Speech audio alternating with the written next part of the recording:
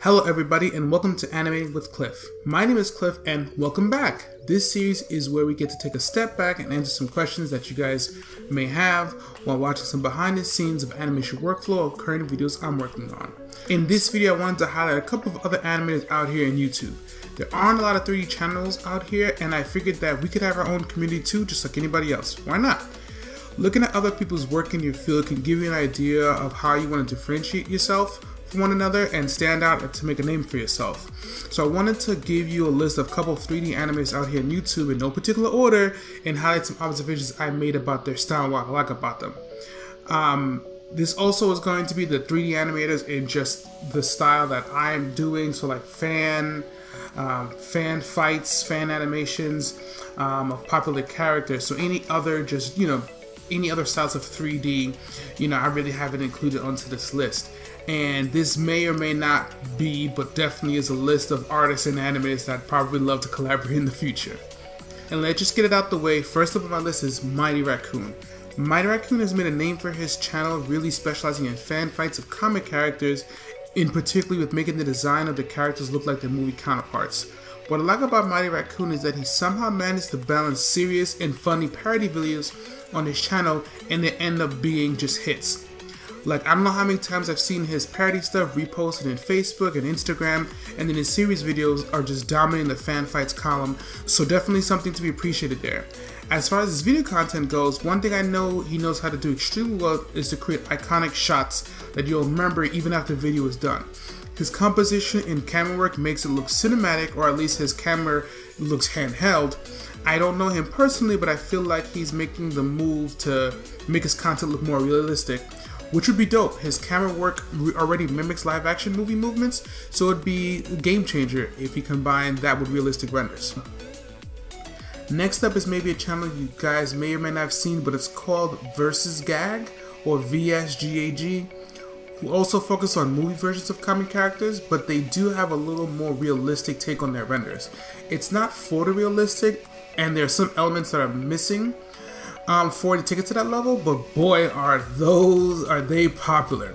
These numbers aren't even Screw Attack or Rooster Teeth numbers, 20 to 30 to 50 million views. I'm assuming these are outside the United States, but man, that's impressive. I like that they incorporate multiple characters into a video and still have it look uniquely animated and choreographed with the intent of those characters. Like Spider-Man acts like Spider-Man and moves like Spider-Man, as well as Iron Man and Captain America. Most other 3D animators, including myself, usually stick to the one-to-one fights, and if there are other characters including the video, they're usually cameos or background characters. So I really like that they take the extra step in that regard. Following up is of course Torian from Screw Attack. Though he personally doesn't have his own channel, he is the driving force behind Screw Attack's main 3D animation. He has definitely improved over the years, and now with the addition of them doing mocap, his work is as clean as ever. Though some people may feel differently, the main purpose around Screw Attack's channel is researching to find out which character is better than another. So I try not to have a huge critical eye when it comes to animation, so though the animation is probably the cleanest out of everyone on this list, to be honest, the renders are just there to get the point across, and though the characters in the environment are in 3D, the effects are usually in 2D, and the composition and camera work just serve to showcase the characters rather than be cinematic or feel realistic. But when it comes to raw animation skill, this is it. The Balrog boxing fight, or the Virgil sword battle against Sephiroth, or my personal favorite, the Snake stealth fight, none of these fights look the same. He adapts the animation to fit the style of the characters, and you already know that when you watch one of his videos, you're going to be in for a treat. Fourth on the list here is Dylan Gu. Now, I was introduced to Dylan's channel when Overwatch was starting to become popular, and YouTube recommended that I watch an animated version of the Overwatch characters as cats doing their highlight intros. Not gonna lie, but this is kind of genius. Like, with the cats, or katsus as he called them, like Kitten G, Ponzo, or Junkcat, he's really taken advantage and honing down on his niche of Overwatch. So of its highlight intros, comedy skits, action skit, best believe Dylan is taking full advantage of the Overwatch popularity. He has even ventured into full characters and doing their own skits with them, like his latest Diva video, but I honestly think he's handling his channel beautifully. Dylan has some experience with RWBY as he was on the animation team for at least a season, I believe. But as far as the animation style goes, you can tell that Monty Ohm, the creator of RWBY, is a big inspiration. A lot of his fight scenes have the same feel, but unlike Monty, or if Monty had the chance, Dylan pushes the limits of his style by animating cats or Minecraft blocks or even physical manifestations of the Pokemon Go teams. Out of everyone, I believe that Dylan has that artistic mindset of thinking outside the box and pushing ideas of how a story can play out instead of just recreating fight scenes that we all have seen before. The next anime on this list is one that you guys may or may not know about, Crimson Rents. Crimson is an animator that primarily focuses on the CW Flash animation style, and man does he have that down packed. He just released his Flash vs. Reverse Flash CW 3D fan animation that looks absolutely amazing. I love it because not only does it look frame for frame exactly what the CW show is doing, but from reading from his comments, it's overwhelmingly positive to the point where many people said he should animate for the actual show.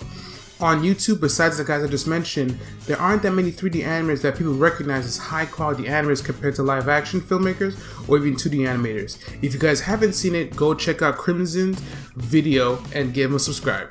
Last but certainly not least, my personal favorite YouTube animator, or just animator in general, is none other than Monty Ohm.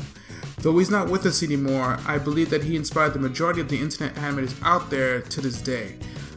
Haloid and his Dead Fantasy series put a spark in a lot of us and showed that what was possible when it comes to 3D filmmaking. I'll never get tired of talking about Monty and how he's like the Michael Jordan for us 3D animators.